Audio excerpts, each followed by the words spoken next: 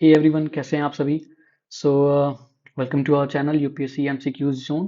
So this is my first video, to be very honest. मैं बहुत professional नहीं हूँ इसमें, but as I am a UPSC aspirant तो मैंने सोचा कि क्यों ना मैं आप सबसे भी क्वेश्चंस डिस्कस करूं, जिससे मुझे भी एक लर्निंग अपॉर्चुनिटी मिलेगी एंड जस्ट आपको अपनी नॉलेज शेयर कर सकूँ, कुछ हेल्प मिले आपको। सो हम आज सॉल्व करने वाले हैं पास्ट 12 ईयर्स में जितने भी क्वेश्चंस आए हुए हैं, सब आज ही नहीं, हम इस पे आने वाले टाइम में भी सॉल्व करने वाले हैं। ये पॉलिटी का सब्जेक्ट है, ठीक है। हम पॉलिटी के जितने भी टॉपिक वाइज क्वेश्चंस हैं पास्ट 12 ईयर्स में जितने भी आए हुए हैं 2011 से 2023 तक, वो हम सारी चीज़ें आज सॉल्व करने वाले हैं। मैं फिर से आपसे बताना चाहूँगा कि मैं कोई एक्सपर्ट नहीं हूँ, this is my first video. तो अगर कहीं गलती है तो भूल चूक माफ़, ठीक है। तो विदाउट वेस्टिंग और टाइम मुझे लगता है हमें क्वेश्चंस पे आना चाहिए डायरेक्ट। तो मैं पहले इजी टॉपिक्स रखना चाहता हूँ ताकि आप लोग भी थोड़ा सा रिलेट कर सको। ओके। सो हम आज जो टॉपिक कवर करने वाले हैं वो है preamble, citizenship, fundamental rights, DPSP which है directory principles of state policies and fundamental duty. तो अगर आप यहाँ पे हो तो मैं ये मान के चलता हूँ कि बेसिक नॉलेज आपको है। और अगर मुझे रिस्पॉन्स अच्छा मिला और अगर आपको लगता है कि मैं समझा पा रहा हूँ आपको, तो मैं आपके लिए ये जितने भी टॉपिक्स हैं पॉलिटी के उस पे वीडियोस बना सकता हूँ, फ्लैश कार्ड के रूप में, या फिर आप कह लो शॉर्ट रिवीजन टाइप के वीडियोस में बना सकता हूँ। बट अगर आपको अच्छा लगे, मैं रिस्पॉन्स देखूंगा उसके बाद ही। तो विदाउट वेस्टिंग और टाइम हम get let's jump to the question. So आज का हमारा जो टॉपिक है वो है प्रियम्बल। ओके। सो प्रियम्बल का ये जो पहला क्वेश्चन है हमारा, ठीक है, यहाँ पे ये पूछ रहा है कि economic justice as one of the objective of the Indian constitutional has been provided in। Economic justice हमें इंडियन कॉन्स्टिट्यूशन में किस किस जगह प्रोवाइड की गई है, ठीक है। तो ऑप्शंस देखते हैं। हमें एलिमिनेशन मेथड पे ध्यान देना चाहिए और हमें ना एक्यूरेसी पे ज़्यादा ध्यान देना है, क्योंकि यूपीएससी के जितने भी क्वेश्चंस आते हैं ना वो ऐसे ही आते हैं, little bit tricky. Direct question UPSC कभी नहीं पूछता है, कभी कभार पूछ भी देता है। तो let's jump to the options. The preamble and the fundamental right. So जहाँ तक मैं जानता हूँ फंडामेंटल राइट में मैंने इकोनॉमिक जस्टिस से बिल्कुल नहीं पूछा है, क्योंकि इकोनॉमिक जस्टिस वहीं होता है जहाँ पे स्टेट की इन्वॉल्वेशन होती है, जहाँ पे मतलब इकोनॉमिक जस्टिस आप प्रोवाइड कर सको किसी की। फंडामेंटल राइट तो इंडिविजुअल की हो गई ना। सो या preamble is the correct answer and the DPSP. Okay. Next, DPSP नहीं। So our answer is B. Okay. Preamble और directive principle of state policy में इकोनॉमिक जस्टिस की बात की गई है, ठीक है। अब आते हैं हम दूसरे क्वेश्चन पे। विच of the following objective is not embodied in the preamble of the constitution of India. So preamble में इनमें से कौन से ऑप्शंस हैं जो कि इंक्लूड नहीं है, जिसको मेंशन नहीं किया गया है। सो आप देखो, liberty of thoughts, economic liberty, liberty of expression and liberty of belief, कौन से हैं। सो जहाँ तक हम रिकॉल कर पा रहे हैं, liberty of thought, yes it is there. Liberty of expression, yes. Liberty of belief, yes. Again economic liberty, no. Economic justice है, लिबर्टी नहीं है। Okay. The mind of the makers of the constitution of India is reflected in which of the following. तो जाहिर सी बात है, हम preamble को कहते हैं as a introductory page. Okay. And preamble is a place where the makers of the constitution reflected their whole idea of the constitution there। Okay, so answer will be A। Guys please suggest me what I am doing wrong, ताकि मैं आने वाली videos में और भी अच्छे से आपको एक्सप्लेन कर सकूं। आई जस्ट डोंट वांट कि ये आपके टाइम वेस्ट हो, ठीक है। So which one of the following reflect the most appropriate relation between law and liberty. Law और लिबर्टी में कौन सी ऐसी ऑप्शंस हैं जो अच्छे से रिलेशन बना पा रहे हैं। तो पहला ऑप्शन है, if there are more laws there is less liberty. If there are no laws, there is no liberty. If there is liberty, laws have to be made by the people. See, people will not make the law. Okay. If laws are changed too often, liberty is in danger. ठीक है। तो option B is the correct answer, ठीक है।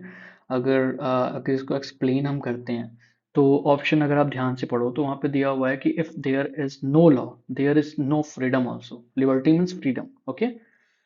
तो अगर liberty free में मिल रही है तो आप कुछ भी कर सकते हो, बट उसके ऊपर स्ट्रेन लगाने के लिए, यानी कि उसके ऊपर कुछ लिमिटेशंस भी होनी चाहिए, ठीक है, तो अगर there is no law there is no liberty.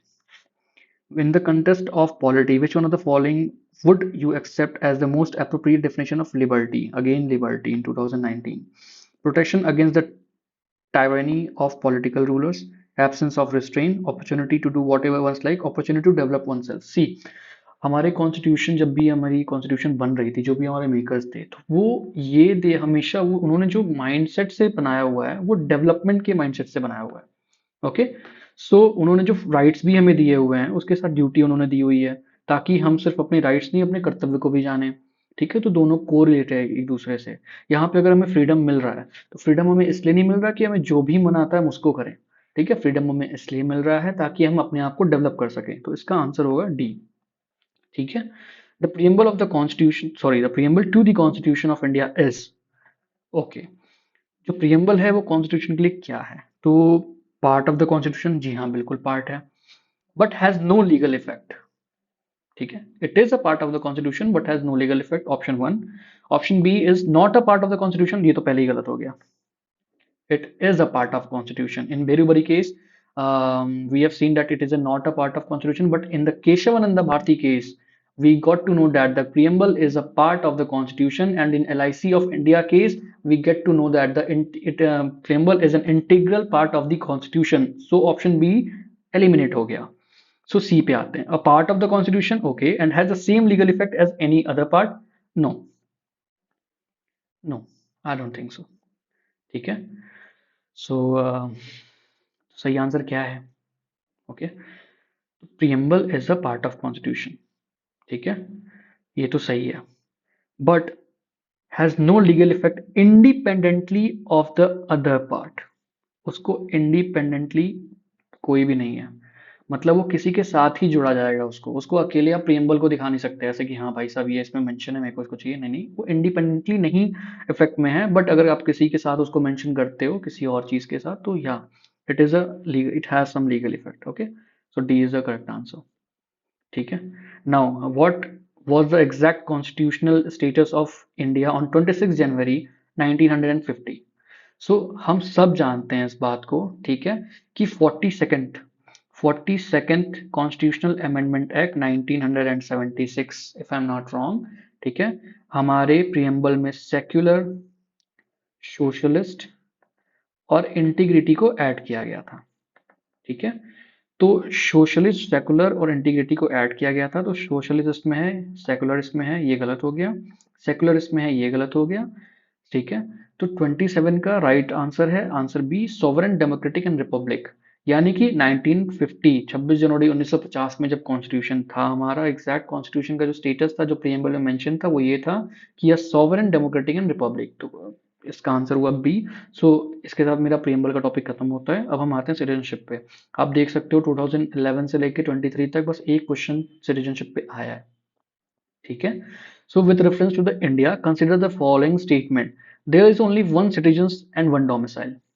Okay, ठीक है, there is only one citizen and one domicile. A citizen by birth only can become, see कुछ वर्ड्स ऐसे हैं जिनको आप ध्यान देना, यहाँ तो चलो ओनली सही है, बट कभी कभी ओनली जहाँ पे आता है ना वो आपको बहुत हमेशा गलत मिलेगा। हेड ऑफ स्टेट आप बाय बर्थ और बाय नेचुरलाइजेशन दोनों से बन सकते हो, तो ये गलत हो गया, तो टू ओनली गलत है। A foreign once granted citizenship can not be deprived of it under any some, no, बिल्कुल कर सकते हैं भाई, आप अगर हमारे देश के लिए नहीं ठीक लग रहे हो तो हम कर सकते हैं, तो इसका आंसर होगा ओनली वन। अब हम आते हैं फंडामेंटल राइट पे।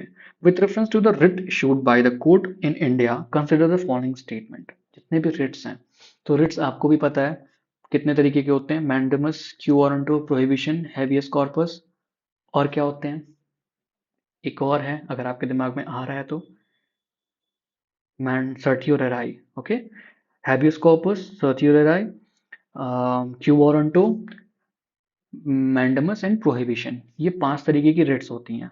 तो जो रिट है हमारी, पहले मैं आपको यहाँ पे बता देता हूँ कि जो रिट है वो 32 से सुप्रीम कोर्ट को पावर है, आर्टिकल 32, एंड 226 से हाई कोर्ट को। सी हाई कोर्ट की जुरिडिक्शन ज्यादा है क्योंकि हाई कोर्ट ना आपकी लीगल राइट और फंडामेंटल राइट दोनों पर रेट दे सकता है, बल्कि सुप्रीम कोर्ट सिर्फ और सिर्फ लीगल राइट पे देता है। सॉरी सॉरी सॉरी, सिर्फ और सिर्फ फंडामेंटल राइट पे देता है, माय फॉल्ट। सुप्रीम कोर्ट सिर्फ और सिर्फ फंडामेंटल राइट पे आपकी रिट इशू करता है। ठीक है, तो ये हमेशा आप याद रखिएगा, ये मेरे ख्याल से क्वेश्चन भी आया हुआ है, लेट्स सी अगर आया होगा तो यहाँ पूछ रहा है कि with reference to the writ issued by the court in India, mandamus will not lie against a private organization unless it is instructed with a public duty. See, अगर आप इंटरेस्टेड हो, मेरा समझाना आपको समझ में आ रहा है, वैसे तो अभी तक मैंने कुछ समझाया नहीं है, तो अगर आप चाहते हो तो मैं इस रिट पे एक प्रॉपर वीडियो बना सकता हूँ, 2 से 3 मिनट की वीडियो होगी, but I will explain each and everything कि वो किसी प्राइवेट पे होगा, कौन सा नहीं होगा, कौन सी चीज को आप कर सकते हो। ठीक है, सी, mandamus will not lie against a private organizations unless it is instructed with a public duty। mandamus का मतलब क्या होता है? mandamus का मतलब होता है टू कमांड। ठीक है, तो पब्लिक प्राइवेट ऑर्गेनाइजेशन पे नहीं हो सकता है, नहीं हो सकता है, तब तक नहीं हो सकता है जब तक वो पब्लिक ड्यूटी में ना हो। अगर पब्लिक ड्यूटी में है तो उसको कमांड किया जा सकता है कि आप अपना काम ठीक से करिए। ठीक है, दूसरा, mandamus will not lie against a company even though it may be a government company, yes। Any public minded, see public duty पे यहाँ पे है ना, यहाँ पे कंपनी पे, ओके। तो a public minded person can be a petitioner to move to the court obtain to the writ of the quo warranto. अब यहाँ पे क्यू वारंटो की बात आ गई। ठीक है, क्यू वारंटो का मतलब होता है अथॉरिटी, बाय व्हाट अथॉरिटी, तो ये इसमें कोई भी जा सकता है, तो इसका आंसर होगा 1 2 3। आपकी अथॉरिटी पूछ सकते हैं किस अधिकार से आप यहाँ बैठे हुए हैं इस पोजीशन पे। In India, if a religious sect community is given the status of a national minority, what special advantage it entitled to? ठीक है, कौन से ऐसे स्पेशल एडवांटेज हैं जो कि रिलीजियस सेक्ट या रिलीजियस कम्युनिटी को मिलती है, जो कि नेशनल माइनॉरिटी का स्टेटस जिनको मिला रहता है। ठीक है, तो इसमें ऑप्शंस पढ़ते हैं। The it established and administered exclusive educational institutions, क्या वो अपना एडमिनिस्टर कर सकती है एजुकेशनल इंस्टीट्यूशन को, एस्टेब्लिश कर सकती है। The president of India automatically nominates representative of community of Lok Sabha, नहीं ऐसा कुछ नहीं है। प्रेसिडेंट नॉमिनेट नहीं करते हैं, प्रेसिडेंट उस चीज का ध्यान रखते हैं, प्रेसिडेंट उस चीज को कॉल कर सकते हैं कि हाँ ये जो है ये एक आपका माइनॉरिटी है, ठीक है, माइनर है, बट उसको किसी को भी कम्युनल रिप्रेजेंटेशन नहीं है, कोई प्रोविजन नहीं है लोकसभा में चाहे कहीं पे भी कि कम्युनल रिप्रेजेंटेशन आप करें। ठीक है, so there will be no communal representation, दूसरा गलत हो गया। अब चलिए नॉमिनेशन से करते हैं। ठीक है, 1 2 3 है, दूसरा हमारा गलत है। ठीक है, तो हम यहाँ देखते हैं किस किस ऑप्शन में टू आ रहा है, इसमें आ रहा है और इसमें आ रहा है, तो हमारा बी और डी तो एलिमिनेट हो गया। ठीक है, अब तीसरे को पढ़ते हैं क्योंकि वहाँ पे दो ऑप्शन है, only one. It can deprive benefit from the prime minister 15 point program. See, हमें हमेशा हर एक चीज नहीं पता रहती है। ठीक है, जैसे मुझे यहाँ पे 15 पॉइंट प्रोग्राम क्या है मुझे नहीं पता, बट हमें आंसर करना है। ठीक है, तो जाहिर सी बात है कि प्रधानमंत्री का अगर कोई 15 पॉइंट प्रोग्राम निकल रहा है तो किसी वेलफेयर के लिए होगा, सिटीजन्स के। ठीक है, किसी कम्युनिटी के लिए नहीं होता है, वो पूरे सिटीजन्स के लिए होगा। तो मैं यहाँ मान के चल रहा हूँ उसमें माइनॉरिटी के लिए भी है, तो ठीक है, मेरा आंसर होगा 1 and 3 and this is the correct answer. ठीक है, तो कहीं कहीं पे आपको कॉमन सेंस की यूज करनी रहती है। Next question. Which of the following are envisaged by the rights against exploitation in the Constitution of India? C, untouchability ना जो हमारी है वो, उसको एक वर्ड देते हैं, मुझे अगर थोड़ी देर में याद आएगा तो मैं आपसे शेयर करूंगा। ठीक है, एंड गिव मी अ सेक, तब तक आप ये क्वेश्चन पढ़ो।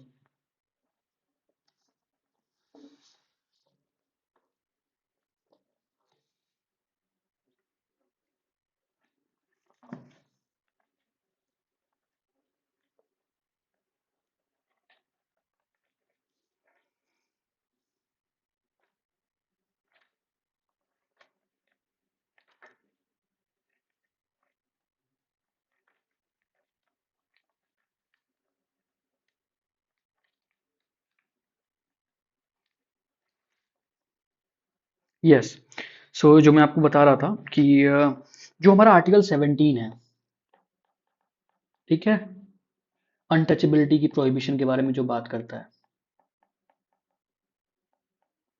ठीक, this is the only right, okay, only this is the only fundamental right, ठीक है, that has been provided to the individual in absolute term, बिल्कुल एब्सोल्यूट टर्म में दिया गया है, ये आपसे कोई नहीं छीन सकता, चाहे कोई भी सिचुएशन हो, इमरजेंसी हो, कुछ भी हो। ठीक है, the only right in absolute term. Okay, now get back to the question. Which of the following are envisaged by the right against exploitations in the Constitution of India? तो right against exploitation in the constitution of India के बारे में कौन सा है जो बताता है? Prohibition in traffic of human beings, okay, and force labour, abolition of untouchability, तो abolition of untouchability, okay. Next, तो राइट अगेंस्ट एक्सप्लॉइटेशन आपको पता है 23 से 24 के बीच में आता है, ठीक है। Protections of the interest of the minorities, prohibitions of the employment of children in factories and mines. So exploit करने का जो है वो कौन कौन सा इसमें हमें कह रहा है, ठीक है। तो traffic in human being, yes this is true. Untouchability हमारा दिया हुआ है 17 में, so this is called as you know. Next, equality में आ जाएगा ये। Protection of the interest of minorities, नहीं ये भी नहीं है। फिर उसके बाद से आपका आता है ये तो जो आपका ये थर्ड ऑप्शन है, protection of interest of minorities, ठीक है। ये हमारा कल्चरल एजुकेशनल राइट में आता है, ठीक है। आर्टिकल 29 से 30 के बीच में आपने पढ़ा होगा। Now next is the prohibition of employment of children in factories and mines. Yes, this is true. Answer is C, 1 and 4. Next question. In the context of India, which one of the following is the correct relationship between the right and duties? अभी अभी just मैंने आपको बताया है कि जो fundamental duty है वो राइट की एकदम कोरिलेटिव है, बिकॉज अगर आपको कर्तव्य पता है तो आपको अपना अधिकार भी जानने का हक है। अगर आपको अधिकार दिए गए हैं तो आपको अपना कर्तव्य जानने का भी हक है। Yes true, in this is option A. बिना कुछ सोचे समझे इसका आंसर हो जाएगा ए, okay. And next question. One of the implications of equality in society is absence of, जाहिर सी बात है, absence of privilege। इसका आंसर होगा absence of privilege, because equality तभी हो सकती है जब आपके privilege ना दिया जाए। अब ये नहीं कि मैं जाऊं तो मैं लाइन में नहीं लगूंगा, मैं डायरेक्ट ऑफिस में जाऊंगा किसी काम से जा रहा हूं तो, और आप जाते हो तो आप लाइन में लगोगे। एब्सेंस ऑफ प्रिविलेज, अगर आप पब्लिक ऑफिस में गए हो, एक गवर्नमेंट ऑफिस है, वहां पे सबके लिए बराबर का रूल है, ठीक है। 34, which one of the following statement is correct? Okay, rights are claims of the state against the citizens? No, rights are not claim of the state against the citizen। state citizen के against में थोड़ी claim करेगा, तो option A हमारा गलत हो गया। rights are privileges which are incorporated in the constitution of a state? No, privileges नहीं है, absence of privilege चाहिए हमें ना राइट्स में। rights are claims of the citizens against the state, okay, rights are privileges of a few, क्या few है भाई, पूरे इंडिया में जिसको है, हर एक इंडिविजुअल को राइट्स दी गई है, तो ऑप्शन सी हमारा सही है।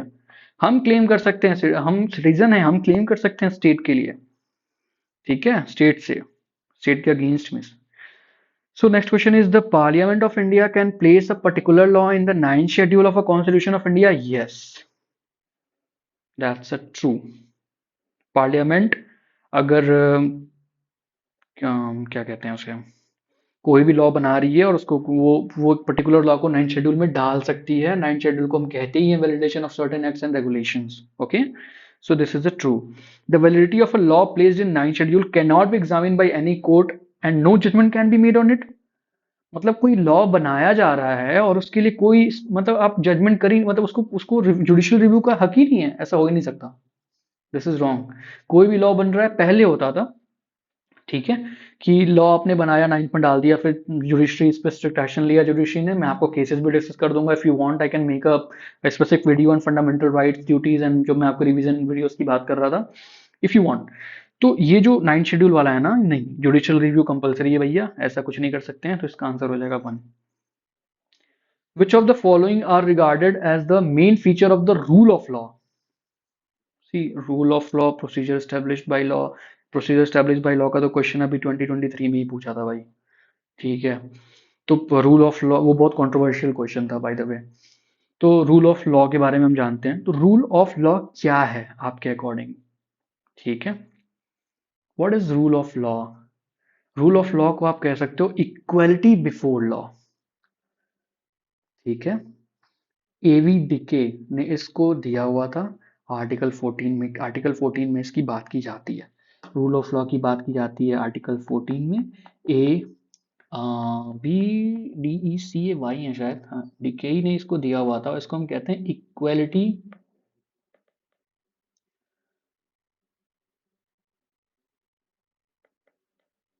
Before law, okay. So option 2 is the correct answer. Then और क्या होता है इसमें, ठीक है, रूल ऑफ लॉ को और क्या कह सकते हैं, मेन फीचर्स क्या हैं? तो पहला तो हो गया हमारा इक्वालिटी बिफोर लॉ, दो सही है। तो ये ऑप्शन तो हमारा गलत ही हो गया मान लो, क्योंकि इसमें टू का ऑप्शन ही नहीं है। फिर हम देखते हैं और क्या क्या ऑप्शन सही है हमारे। ठीक है, तो people's responsibility to the government, नहीं भैया ये गलत है। लिमिटेशंस ऑफ पावर, ये सही है भैया। रूल ऑफ लॉ भाई, इक्वलिटी बिफोर लॉ, तो उसकी लिमिटेशंस भी है पावर की। ठीक है, लिबर्टी एंड सिविल राइट्स बिल्कुल सही है, option 1, 2 and 4 is correct answer. Okay, now let's come to the next question. Right to privacy. Right to privacy has been given in the Article 21. ठीक है, तो ये हमारा आंसर सही हो गया, क्योंकि 14 17 पढ़ने की भी जरूरत नहीं पड़ी। ठीक है, तो ऐसे आप क्वेश्चन अपना टाइम बचा सकते हो। यहाँ पे हमारा पूछा है कि आप किसी भी शास्त्र, ये तो बहुत फेमस क्वेश्चन था भैया। ठीक है, आर्टिकल कौन सा है जो आपको बताता है कि आप अपने मनपसंद औरत से शादी कर सकते हो, चाहे मर्द से शादी कर सकते हो? वैसे बेसिकली होता नहीं है, मैं खुद भोग चुका हूँ इस चीज को। तो article 21, which one of the following category of a fundamental right incorporated protection against the untouchability as a discrimination? untouchability की बात हो रही है as a form of discrimination। ठीक है, तो इसमें से कौन से फॉलोइंग कैटेगरी हैं फंडामेंटल राइट के जिसमें ये चीजें इनकॉर्पोरेट की गई हैं? ठीक है, right to against exclusion, right to freedom and right to equality, right to constitutional minimalities. See, right to untouchability article 17 में है, और राइट टू इक्वालिटी में इसको लिखा जाता है 14 से लेके और 18 तक का। तो right to equality is the right answer, 39 का होगा D. Other than fundamental right, which of the following part of the Constitution reflects the principle and provisions of the Universal Declaration of Human Right? Universal Declaration of Human Right के बारे में यहाँ पे बात की गई है। Universal Declaration of Human Right के बारे में अगर हम देखें तो इसका करेक्ट आंसर होगा, ओके अच्छा सॉरी सॉरी, किस में रिफ्लेक्ट किया जाता है? Okay, preamble, TPSP and fundamental right duties. जी देखिए, प्रियम्बल में किया जाता है। ठीक है, डीपीएसपी में भी किया जाता है, all about the rights of the human citizens. ठीक है, फंडामेंटल ड्यूटी में भी करते हैं। 1 2 3 इज द राइट आंसर। ठीक है, अब आप पूछोगे फंडामेंटल ड्यूटी में कैसे करते हैं, तो फंडामेंटल ड्यूटी में civic and moral obligations of all citizens of India दिया हुआ है ना, उसमें ये कहते हैं। और उसमें एक ये भी है कि आप 6 से 14 साल को पेरेंट्स और गार्जियन हो तो आपको अपने बच्चों को एजुकेशन प्रोवाइड करानी है, दैट्स अ कंपलसरी, आप उससे मुंह नहीं फेर सकते हैं। ठीक है, तो ये छोटे छोटे पॉइंट्स हैं जो हमें ध्यान देने होते हैं। 41 की बात करते हैं, right to privacy, again it's right to privacy, 41 का होता है आपका see, it's come under the article 21। and legislations which confers on the executive or administrative authority an unguided and uncontrolled discretion's power of the matter in the matter of the applications of law violates one of the following articles of the constitutions of India। 42 का आपका answer क्या होगा? 42 का आपका answer होगा article 14 will talk about this. ये पूरा definition है आर्टिकल 14 का, ये आप लिख सकते हो एज अ डेफिनेशन। ठीक है, now it's time for DPSP. Time कितना हो गया हमें?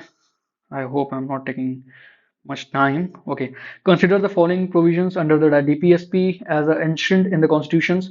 देखो या डीपीएसपी में पहले आपने ये क्वेश्चन पढ़ लिया, ये आपको पढ़ना बहुत जरूरी है क्योंकि ये सारी चीजें इसमें दी गई हैं भाई साहब। आप उसको टिक कर दोगे 1 2 3 4 जल्दी जल्दी में करके, but this is the wrong answer.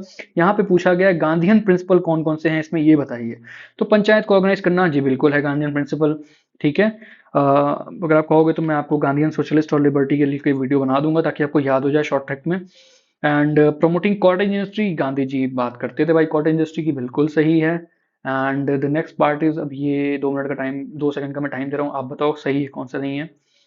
ठीक है, 1 2, ठीक है, securing citizenship, secure for all workers reasonable reason and, ये नहीं है। The answer is 2 and 3। Gandhi principle के अकॉर्डिंग ना organizing a village panchayat and promoting cottage industry के बारे में बात की गई थी।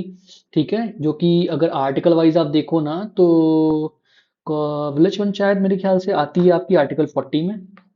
ठीक है, आप एक बार चेक कर सकते हो, क्रॉस चेक कर लेना। ठीक है, और प्रोमोटिंग इंडस्ट्री आती है 43 में। ठीक है, 40 43 और 48 ये तीन ऐसे हैं जो गांधीयन प्रिंसिपल में आते हैं। ठीक है, क्योंकि 48 आपका प्रोहिबिशन ऑफ काउ स्लॉटर हो जाता है ना। Now next question 44, which of the following provision of the Constitution of India have a bearing on education? Education के बारे में इसमें किसने बात की है? डीपीएसपी में बात हुई है, रूरल लोकल बॉडीज में बात हुई है, 5th schedule, 6th schedule, 7th schedule, किसमें बात हुई है? तो दोस्तों मैं आपको बताना चाहूंगा, ठीक है, डीपीएस में बात हुई है, फ्री एंड कंपल्सरी एजुकेशन की बात की गई है। रूरल अर्बन लोकल बॉडीज में भी बात होती है, हमारे यहाँ आपको पता भी होगा। ठीक है, 5th शेड्यूल के बारे अगर बारे में आप पढ़ने जाएं तो वहां पे ना शेड्यूल एरियाज और शेड्यूल ट्राइब के एरियाज के बारे में बात होता है। ठीक है, और वहां पे भी एजुकेशन की बात होती है। ठीक है, now it's time for the 6th schedule. 6th schedule में आपके ना नॉर्थ ईस्ट के जो ट्राइबल एरियाज हैं उनके बारे में बात होता है, वहां पे भी एजुकेशन की बात होती है। नॉट फॉर सेवन शेड्यूल्स आपकी लिस्ट है, union list, state list and concurrent, इसमें भी बात होती है। The answer is 1 2 3 and 4 5। आप शेड्यूल्स पढ़ लेना, 12 शेड्यूल हैं, इसके शॉर्ट फॉर्म है टीयर्स ऑफ ओल्ड पीएम। ठीक है, ऐसे शॉर्ट ट्रिक से मैंने याद किए हुए हैं, अगर आप बोलोगे तो आपके लिए बना दूंगा। According to the constitution of India which of the following are fundamental for the governance of the country. Fundamental for the governance of country, भाई साहब डीपीएसपी में गवर्नेंस ऑफ कंट्री, डीपीएसपी का फुल फॉर्म ही यही है। ठीक है, to guide in the state policy making for social and economical justice, and DPSP is not enforceable by the court but fundamental for the governance. Okay, और वैसे भी ये डीपीएसपी का क्वेश्चन है तो कोई भी आंसर कर सकता है इसको। Now, 46 in the Constitution of India, promotions of international peace and security, भाई साहब इसमें बात की गई है डीपीएसपी में। Now, स्टेट पॉलिसी में जो बात किया गया, the principal spell out of the social economic democracy in the country, the provisions contained in this principle are not enforceable by court। क्या लगता है आपको? अभी अभी मैंने बोला कि yes it is not enforceable by court, और इसमें बात की गई है सोशल इकोनॉमिकल की।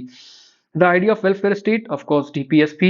Which principle among the following was added to the directive principle of state policy by 42nd Amendment of the Constitution? देखो, equal pay for equal work की हो गया था, राइट टू वर्क एजुकेशन हो गया था, securing हो गया था, participation of worker in the management of industry पहले नहीं था, बाद में हुआ। नाउ लेजिस्लेटिव और एग्जीक्यूटिव फंक्शंस को लिमिट करता है ये, आपको लगता है ये लिमिट करता होगा? No. Which part of the Constitution of India declare ideal for welfare of state? Again DPSP का क्वेश्चन ही भाई साहब। With reference to the provisions contained in part fourth में DPSP आता है भाई, पहले याद रखना। DPSP पार्ट फोर्थ में आता है, 36 से लेके 51 आर्टिकल इसमें आते हैं। ठीक है, they shall be enforceable by court, बिल्कुल नहीं, they shall not be enforceable by court, दूसरा सही है। The principle laid down in this part are to influence making of law by the state, yes state law बनाती है इसको। In India separation of judiciary from the executive, good question, is enjoined by a directive principle of state policy।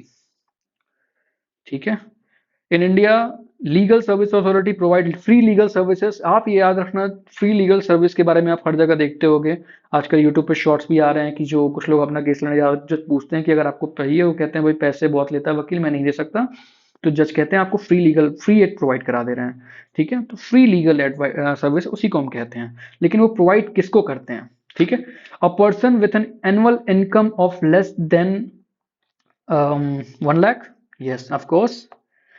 Now member of OBC, no baby, no OBC OBC कुछ नहीं होता है उसमें, senior citizen सब गरीब नहीं होते, मेरे दादा को 1.5 लाख पेंशन पाते हैं। ठीक है, तो ये चीज़ें आपको कॉमन सेंस से करना है, और ओबीसी को इसमें नहीं इन्वॉल्व किया जाता है, कोई भी कास्ट नहीं देखा जाता है इसमें, सबके लिए बराबर है। अगर आप जनरल के आप जा रहे हो और आप इसमें फॉल करते हो, ये ट्रांसजेंडर वाला सही है। ठीक है, तो ए हो जाएगा 1 and 2। ठीक है, under the Indian constitution concentration of wealth violets, good question, concentration of जो वेल्थ है, यानी कि आप वेल्थ को कंसंट्रेट करते जा रहे हो, किसको वायलेट करती है? डीपीएसपी। और ये किस में आती है? ये आती है आपकी आर्टिकल 39 सोशलिस्ट प्रिंसिपल। ठीक है, आर्टिकल 39 पढ़ना जाके, सोशलिस्ट प्रिंसिपल। ठीक है दोस्तों। Now fundamental duties under the constitution of India, which one of the following is not a fundamental duty? बताइए, बहुत इजी क्वेश्चन है, कम ऑन, कौन सा फंडामेंटल ड्यूटी नहीं है? चलो ठीक है, साइंटिफिक टेम्पर करना सही बात है, पब्लिक प्रॉपर्टी को सेफगार्ड करना, हाँ जी है, ये भी है, ए नहीं है। To vote in public election fundamental duty नहीं है ब्रो। ठीक है, it is not a fundamental duty. Okay, क्योंकि ये आपको मिल जाएगा उसमें यूनिवर्सल एडल्ट सफरेज में। ठीक है, now next question is which of the following is are among the fundamental duties of citizens laid down in the constitutions? To preserve the rich heritage and culture of our cultural deposits, yes it is a fundamental duty. To protect the weaker section of social injustice, to develop a scientific temper, yes. To strive toward excellence in all affairs and collective activity, क्या लगता है आपको ये होगा? Of course होगा। ये जो weaker section को प्रोटेक्ट करने की बात है ना, ये स्टेट का काम है, हमारा नहीं। 1 3 and 4, to uphold and protect the sovereignty, unity and integrity of India is a provision made in, of course, fundamental duty bro. Which of the following statement is true of the fundamental duties, ठीक है।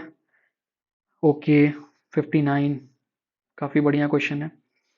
तो 59 में पूछा है legislative process has been provided to enforce, नहीं, no. They are correlative legalities, बिल्कुल नहीं, neither one neither to. मेरे हिसाब से तो भाई यही आंसर है। तो आज का हमारा टॉपिक क्लोज हुआ, ठीक है।